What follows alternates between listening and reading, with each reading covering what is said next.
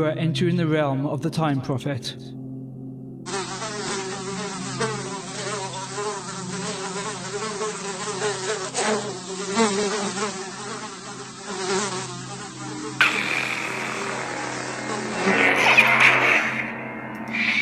Exploring the darker regions of time and the world about us.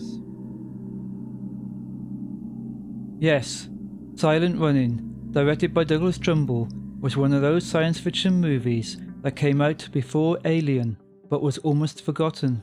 In fact, it came out 2 years before John Carpenter made the classic comedy sci-fi movie Dark Star in 1974, and 4 years after Arthur C. Clarke's 2001 A Space Odyssey, made in 1968. Before 1968, space films were pretty unbelievable. Control panels made of cardboard, flying saucers flying on bits of string, and of course Baker foil spaceships and people shooting guns on the moon. Then came 2001 A Space Odyssey. Believable looking ships, space that didn't look like blankets with silver bits glued on, and gritty realism. So science fiction at this point was turning. Silent Running was one of the first to take the concept of Odyssey and take it on board. The ships looked realistic, the model work was excellent, and space looked like space. The astronauts on the Valley Forge, a spaceship named after a bloody battle, were not running around in space in silver Baker foil suits. No, they wore realistic overalls with authentic looking patches all over them. The flight deck of the Valley Forge could have come straight from a NASA shuttle if it wasn't for the randomly placed oscilloscopes all over the place. Apparently, in 1972, every spaceship had to have a few oscilloscopes because they looked like computer screens before we even had proper home computers. The command deck on the ship could have looked scientifically accurate, with no strange computer bleeping noise that had infested most sci-fi in the 60s. The movie was actually filmed in a real ship on a decommissioned Korean aircraft carrier called the USS Valley Forge in Long Beach, California. And shortly after the movie had completed filming, it was sadly scrapped. The actual exterior model of the Valley Forge was actually 25 feet long and was eventually broken up, and apparently pieces of it still exist in a museum somewhere on Earth. The movie starts with a slow-moving shot of a field of flowers, with the sweet sound of Joan Baez playing in the background. The environmental message is strong in this one. The slow-moving camera gliding through the fauna and flora, with rabbits and other furry animals playing in perfect symbiosis with nature. Imagine the crew on an oil rig. They're there to do a job and get paid. They don't really care what they're doing it for, as long as they have enough to live on and can drink beer. The crew of the Valley Forge were no different, apart from Freeman Lowell, who loved nature, cared for plants and trees, and lived like a cosmic hippie. We open with a shot of Lowell swimming naked in the subtropical waters in one of the environmental domes. The camera switches to him after he has left the water, and he is wearing a long flowing robe, not unlike that of a time prophet. He is surrounded by a subtropical forest, subtropical animals like lizards and colourful tropical birds, and all around him are little furry bunny rabbits, which, as we all know, are so abundant in tropical climates, chasing the alligators, frolicking with the monkeys and playing cards with the tree snakes. After the strong environmental scenes end, we cut to the crew racing around the ship in dune buggies, which is just a thing on a spaceship with no dunes. The Valley Forge had 3 great domes, which supports environmental life, like trees and shrubs and plants. These were the last remnants from planet Earth. There's hardly any more disease, there's no more poverty, nobody's out of a job. The plant life no longer existed. People no longer needed plant life to survive. They had machines to make them process food, and plants no longer had any meaning to them. Beauty, and there's no more imagination, and there are no frontiers left to conquer. And you know why? Only one reason why. One reason why. The same attitude that you 3 guys are giving me right here in this room today. And that is, nobody cares. These great hulking ships stored what was left of the Earth's indigenous life. There are 3 ships in the movie: the Valley Forge, the Berkshire, and the Chickasaw, although other ships were mentioned too. For instance, there is also the Yellowstone, Arcadia, Blue Ridge, Glacier, and Mojave. All the ships had designated plant life. The Valley Forge was stated to be subtropical, and some of the plant life was taken from Florida Keys, a place where bunny rabbits routinely hunted alligators in large packs. We see the first shot of Dewey, a service drone or droid, walking into view. The buggies shoot by, and you feel that the little drone looks actually afraid of them. They race around the narrow pathways, around the plants, not caring about the possibility of accidentally destroying plants as they drive around. It's only a job to them, and it is boring on a spaceship with nothing to do than play pool and keep the systems in check. The movie Alien borrows a lot from this movie, and others like Dark Star, where you see the crew just doing ordinary things like playing pool. Now this is an awesome shot of a round pool table with only one hole, and when you've hit the ball hard enough it would basically go down the hole anyway. Here is where we see all the crew members interacting for the first time. Lowell is the odd one out, the only one who cares, and the other 3 crew members don't really care at all. You don't think anyone should care about these forests? What's going to happen if these forests and all this incredible beauty is lost for all time? Lowell is the butt of all their jokes, but Lowell is good at poker, and he knows it. They are waiting for a transmission. The rest are not really bothered, but Lowell has a feeling about this transmission. He has been communicating with Earth, and finally he feels he's going to get what he deserves, the promotion he has been waiting for. They are going to re-establish the parks and the forest system, and in his mind he would be director. After 8 years of dedication, he feels the time is right. So the time of transmission comes, and Lowell and the crew sit there waiting for the news. The news was not good. Great for the rest of the crew, they would finally be going home, but for Lowell this was devastating. 8 years tending to tropical plants and wildlife, and the message tells them to nuke the lot and return to commercial status. Listen to this, boys. This is Anderson speaking. Boys, I have to make an announcement. We have just received orders to abandon and nuclear destruct all the forests and return our ships to commercial service.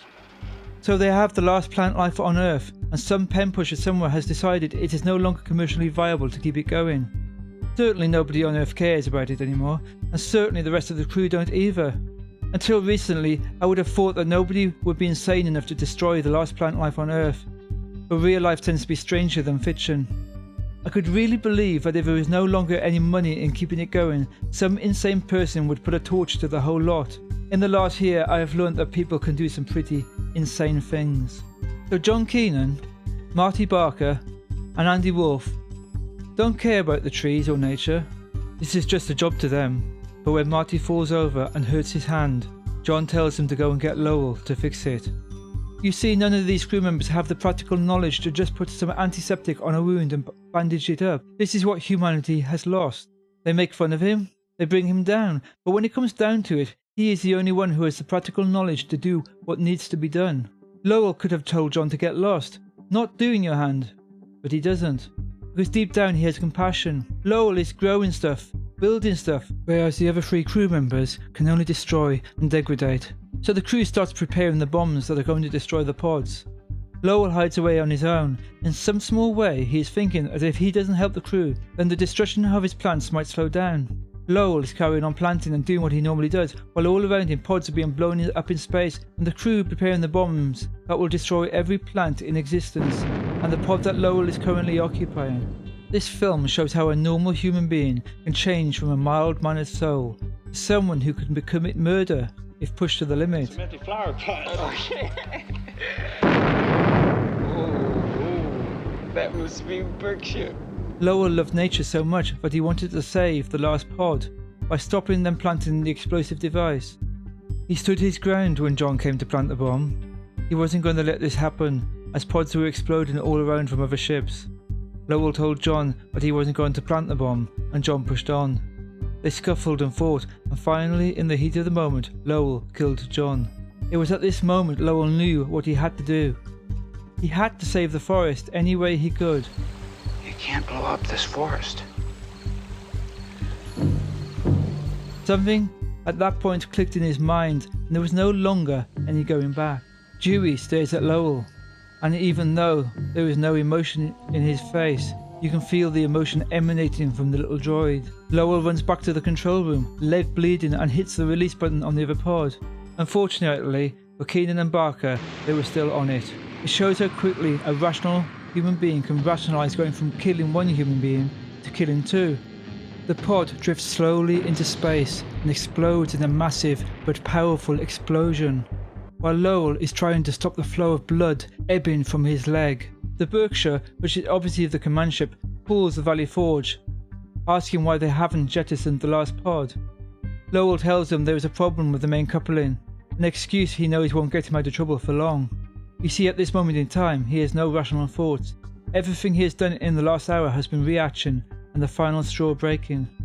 The drama comes from the loneliness of Lowell, the ordeal he has been through, and slow realization that there is no way in the world he will get away with this. The background space chatter on the speakers sounds realistic. The other ships report that they have jettisoned their final payload, and that only leaves the Valley Forge, and then they can all go home. Lowell flicks switches on the console. What is he going to do next? His teeth almost take on an acting credit on their own. Just with the way he tightens his lips over his incisors, you can feel the tension. Now is the time we get to see Huey, Dewey and Louie together for the first time, although their real designations are 1, 2 and 3. Lowell recalls the droids back to the cargo area. They waddle along with almost human-like qualities, almost like the androids in the movie The Black Hole. And these droids have one thing in common. Although this isn't in the story, there was no CGI animating these droids. Insides were real people. They actually used paraplegic amputees who had no legs to bring the little droids to life. Never before or never since has this ever happened again. Now they would say they were taking advantage of the disabled, but even the disabled want to work, and they looked like they were having an enjoyable time making the movie. The 3 droids head towards the cargo area as Lowell fires the retro thrusters, pushing the Valley Forge towards the rings of Saturn. Lowell tells the Berkshire that he has a main bus blowout, and he thinks the crew was in Dome number 2, which was prematurely fired into space and exploded. Lowell's leg was bleeding badly, and he needed medical help, so he reprograms the 3 droids to fix his leg, and orders the 3 droids up to surgery. Up until now, Dewey has been the main star of the movie, but now Huey and Louie get some of the limelight. Huey, number 2, is my favourite droid. Perhaps orange is my colour, I don't know. But he is my favourite, even though Dewey is the most emotive in the movie. The Berkshire tells Lowell Freeman that they can do nothing to help him, and the chances of finding him after he passes through Saturn is very remote. But Lowell doesn't want to be found. He has the last forest, and he is prepared to do anything to keep it safe, and he has resigned himself to his fate as the ship drifts closer to the rings of Saturn. This is where we lose poor Louie. His leg rips apart as the poor droid is sucked into space. The ship continued to get thrown around by the rings of Saturn, and finally it makes it through. Lowell stands there, and suddenly he has flashbacks of John lying there dead on the floor. So he asks Dewey to bury the body in the forest, and tries his best to say a prayer. Lowell turns to the droids and makes an announcement. Now you will be known as Huey and Dewey. As poor Louie is drifting in space, Lowell is saddened by what he has done to the crew, and he makes the droids his new crew, his new family, his friends, and so the relationship grows, and he has reprogrammed the droids so they respond only to him. The thing that Lowell does is to teach the droids how to plant a tree, but droids are slow to learn the technicalities of tree planting. Lowell dons the spacesuit, and with the droid looking on, he retrieves Louie's foot from outside the ship and says, "This is what happens when you get careless," talking to the droids like they were his children. He then takes one of the dune buggies, which are just the thing when you haven't got any dunes, and proceeds to race around the ship at breakneck speed, trying to wipe the memories of what he has done and the situation he is in. He carries on like this, knowing he can never go back to Earth, doing the daily routine, the servicing of the ship and growing his plant. He sits there with his thoughts, and more flashbacks of the crew come to his mind. This wasn't something he wanted to be. He loved nature, and he actually liked the crew, but they didn't really like him. Lowell does anything to pass the time, including playing pool with the slowest pool playing robot in the world. It's just as well they're on a long mission, because they could probably get from Earth to Saturn before this excruciating slow robot could put all the balls on the table. Other than that, Lowell would play with the oscilloscope for a bit until he decided to teach the droids poker. I love the way Huey taps Dewey on the shoulder when he sees Lowell coming into the room. He gave those little droids life. Let me get this straight, this is not a comedy, far from it, but there is little comedic moments in the movie that make it worth watching. For instance, he teaches the droids to play cards. Now, other than your brain, there is something you need in a card game, namely 2 arms and opposable thumbs. So they may have brains, but the ability to pick up and sort cards would be an impossible task for these droids. However, this is the best scene in the whole movie, when Dewey sneakily shows Huey what he has got, and the little secret signs that the droids are sending each other. It breathes life into a movie and makes them more than just droids, but characters in their own right. This whole movie had a black hole type vibe to it. Even the look of the domes and the length of the ship, the humanist droids, the lot, and yet this movie came out 5 years earlier. I am pretty sure the darkness in the black hole movie was also inspired by this movie and countless others that follow too. Even to the point where the droids are having a silent conversation outside the ship where they think Lowell can't hear them, gives them this human quality. Then one day, Lowell goes back to the forest environment and realises there is something wrong. The leaves are not right. They are starting to fall from the trees. They are dying. He thinks they are sick. He reads through countless books and looks up the relevant data, but he has no idea what is happening to the plants. He jogs through the ship, imagining he is not on a ship, but in a wild, open forest. But in his mind, he cannot link what is happening to the forest in the dome. Lowell radios Huey and tells him to wait in the dome, and he jumps in a buggy and heads there as fast as possible. Then suddenly out of the blue comes Huey waddling up, and the buggy slams into him. He tries to repair Huey, but his technical expertise can only go so far, and he couldn't fully fix him. Huey waddles around like an anxious relative feeling the pain. Lowell talks to the droids like they are his children. The forest is dying, and he has tried everything. The outlook was looking bleak. Then Lowell, in deep depression, goes to sleep and is awoken by the radio. Something he thought he would never hear again. He assumed that once he was out of the reach of the far side of Saturn, they would never ever find him again. The radio started chattering. Lowell asked them why they carried on looking for him, and they said, "You must be kidding. We couldn't just let you go without at least trying to find you." He looked like a naughty schoolboy who had just been caught. He never expected them to catch him, and the forest was still dying. The last plant life from Earth. They actually sent out a search party to find out where he was. They would soon know what he did. They would soon find out that the ship wasn't really damaged at all. Then suddenly on the radio they say, "It is awfully dark out there, and it would be safer if you didn't blow the pod up." Then Lowell suddenly realises why the plants were dying. Being on the wrong side of Saturn, the sun was getting blocked. They tell Lowell that they will be docking on the port side in 6 hours. This isn't Lowell's prime concern. He shouts at the droids, "We can still save the forest!" and runs to the dome. He unpacks the lights and turns them on. He sits down with Dewey and says that "I've taught you everything that I know about saving the forest, and this is all you have to do from now on." Lowell said he can't do it no more. Things haven't worked out for him. Lowell tells Huey that he has to go with him because he isn't working well enough to help Huey, and they head back towards the control room. Lowell fires the last pod into space with only Huey there to tend the forest. This one wasn't going to be destroyed. Lowell picks up the last of the bombs and slowly primes each one. You know, when I was a kid, I put a note into a bottle, and it had my name and address on it. And then I threw the bottle into the ocean. Deep down, Lowell was a good man, pushed to the brink. He cared and had compassion. He was overwhelmed with guilt about the killings, and he decided he couldn't carry on. He pressed the detonator and destroyed the ship. Okay, I will start by saying what I don't like about the movie, and the main thing I don't like is this. He brought Huey back with him because he said he couldn't help Dewey, because he wasn't functioning at 100%. He totally missed the point. Huey and Dewey were friends. They talked to each other like brothers. Lowell should have known this. He treated them as his companions, his children. In a way, that is why he didn't want Huey to go. He wanted to be with a friend in the last moments of his life, and to tell Huey why he had to go. I just wish that he let him stay with Dewey on his long voyage. He tried to explain by talking about throwing the bottle into the sea, not knowing where it would go, but a companion would have been worth $1 million on a long voyage. Also, he wasn't working 100%, but that doesn't mean he couldn't have helped Dewey at all.